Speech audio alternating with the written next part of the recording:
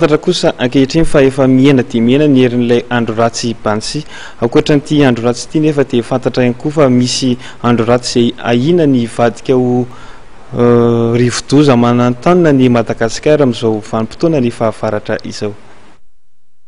Niena ny eran'ilay rivo-doza Bansy ao amin'ny ranomasimbe indiana tamin'ny anatin'ny ora enina ka lasa cyclone tropical intense.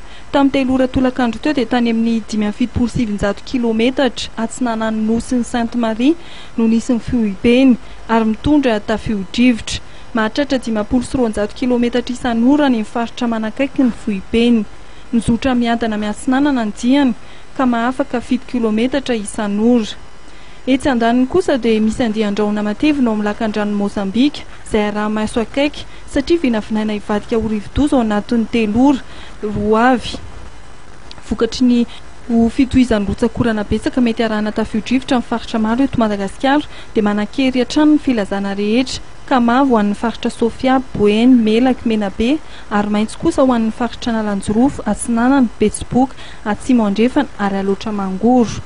Iangaviana araka izany distrika rehetra ao anatin'ny faritany Antananarivo teo aloha mba hampiatra ny fepetra mikasika ny loko mavo. Ny mponina amin'ny faritra mora tondraka amin'ireo faritra voalaza ireo dia iangaviana mba hitandrina mety ho fiakaran'ny renirano.